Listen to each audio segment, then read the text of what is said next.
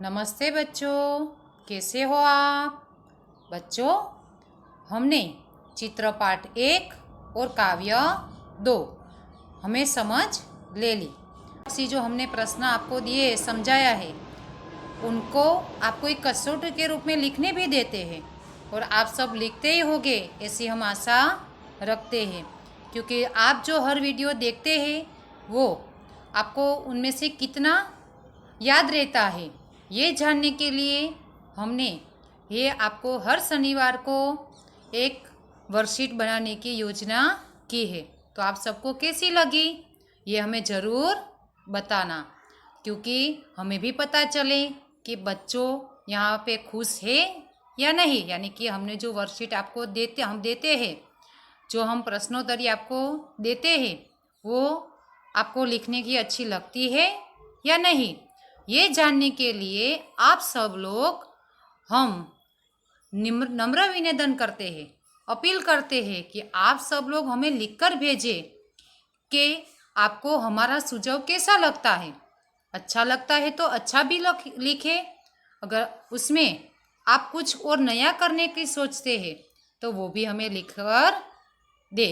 ये सब आप लिख देंगे तो आप सबका धन्यवाद रहेगा। तो चलो बच्चों, अब हम अभ्यास की ओर जाते हैं। तो बच्चों, आज का हमारा जो विषय है कक्षा 6 विषय हिंदी काव्य 2। काव्य 2 तो हमने समझ लिया, लेकिन उनका अभ्यास अभी हमें बाकी है।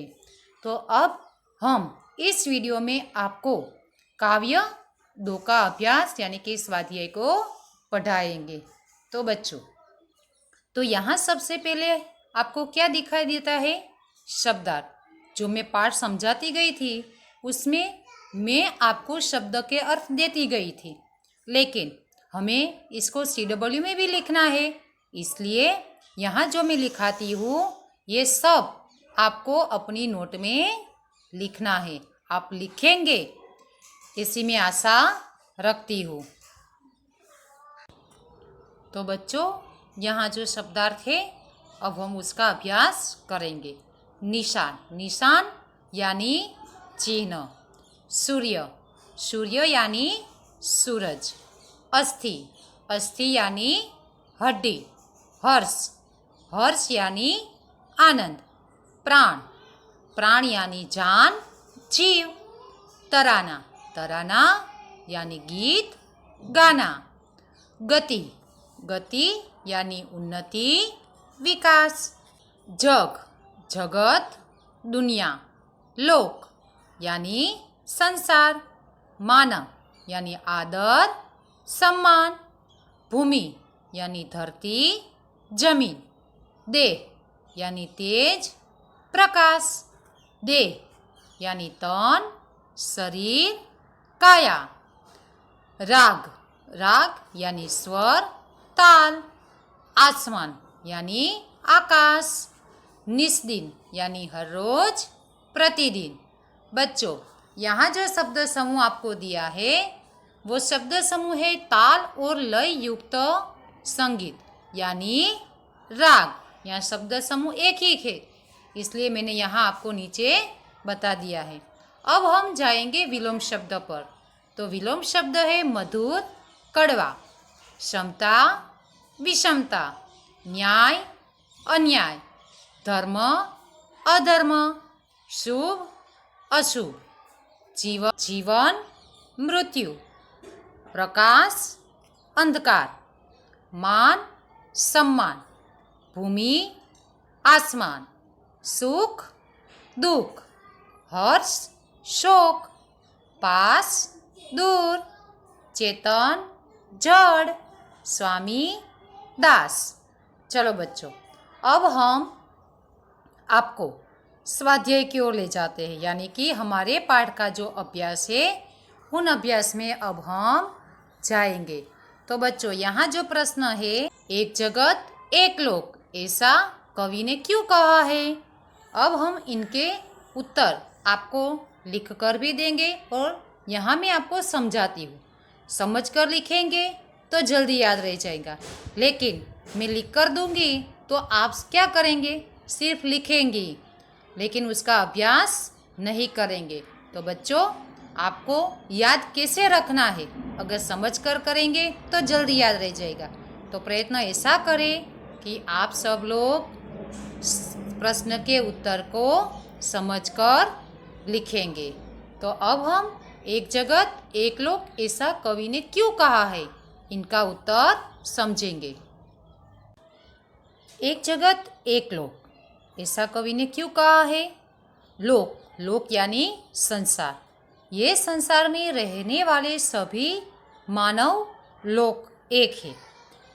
जो चंद्रमा सारे संसार को अपनी चांदनी की प्रकाश यानी कि अपनी चांदनी जो फैलाता है, उनकी जो रोशनी है वो एक जैसी होती है, यानी कि सारे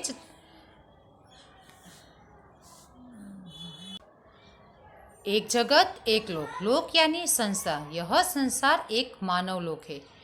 यह संसार में सभी रहने वाले जो मानव लोक है, एक ही चंद्रमा सारे संसार को प्रकाशित करता है। एक ही सूर्य सारे संसार में प्रकाश फैलाता है, यानी कि चंद्रमा अपनी चांदनी फैलाता है और सूर्य अपना प्रकाश फैलाता है। दुनिया के सभी लोग एक ही धरती और एक ही आसमान के नीचे रहते हैं। इस प्रकार प्रकृति के तत्व हम सबके लिए क्या है? एक ही है। इसलिए कवि कहते हैं एक जगत एक लोक एक ही है, यानी कि सारा संसार एक ही है। अब हम जाएंगे दूसरे प्रश्न पर। अब हमारा दूसरा प्रश्न है रक्त। रक्त के बारे में मैंने आपको समझाया था पाठ में, काव्य में, कि एक रक्त, रक्त यानी क्या? लहू। मनुष्य चाहे किसी धर्म का हो, किसी जाति का हो, उसके रक्त का रंग कैसा होता है? लाल होता है। रक्त के रंग से साबित होता है कि पूरी मनुष्य जाति एक है। हमारे रंग रूप एक है, यानी कि हमारे रंग रूप चाहे क्यों भिन्न हो, लेकिन भीतर से तो हम सब एक ही है। इसलिए कवि कहते हैं एक रक्त एक अस्थि एक प्राण, यानी कि हर मनुष्य में एक ही लहू है, एक ही हड्डी है और एक ही प्राण है। अब हम जाएंगे तीसरे प्रश्न की ओर। हमारा धर्म क्या होना चाहिए? काव्य में आया था ना, हमारा धर्म क्या है? तो हमारा धर्म है सबकी प्रगति हो, सबको न्याय मिले और मानवता की रक्षा हो। बस यही हमारा धर्म होना चाहिए। अब हम जाएंगे चौथे प्रश्न में। हमारा जीवन सुख दुख की एक कहानी, ऐसा कवि ने क्यों कहा है? तो सभी मनुष्य के जीवन में कभी सुख के दिन आते हैं तो कभी दुख के दिन भी आते हैं। किसी का सारा जीवन सुखमय भी नहीं होता और किसी का सारा जीवन दुखमय भी नहीं होता। बारी बारी से सबके जीवन में सुख और दुख आते ही रहते हैं। इसलिए कवि कहते हैं कि हमारा जीवन क्या है? सुख दुख की एक कहानी। तो बच्चों, आज हम यहाँ तक पढ़ेंगे, यानी कि यहाँ तक का अभ्यास करेंगे। आगे के वीडियो में आपको मैं आगे के अभ्यास को समझाऊंगी। तब तक के लिए आप सब लोग, मैंने यहाँ जितना भी आपको अभ्यास कराया है, उन सबको आप अपनी नोट में ज़रूर लिखना। बच्चे ऐसा करते हैं कि वीडियो में पढ़ाते हैं तो वो अपने घर पर लिखते नहीं है। कई लोग तो वीडियो भी नहीं देखते हैं। हमारे पास जितनी वीडियो देखते हैं ना, उनकी संख्या आ जाती है।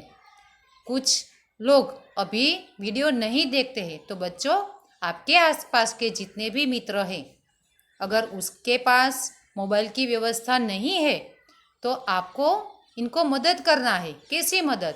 अगर आपके आसपास के बच्चों को, अगर उनके पास वीडियो नहीं है और वो देख नहीं पा रहे हैं, तो क्या करना है कि जब भी आप अपना मोबाइल में पढ़ने की शुरुआत करें, तब आप उसको अपने पास बिठाकर उसको देखने दें और उसको समझने दें। फिर आप अपनी नोट में ज़रूर लिखना, ताकि अभ्यास के परीक्षा के समय आपने जो भी लिखा हो वो अपनी नोट में आप देखकर पढ़ सके, क्योंकि मोबाइल में कभी कभी कुछ छूट जाता है, कुछ हमारे से डिलीट हो जाता है, तो हम कहाँ से लाएंगे।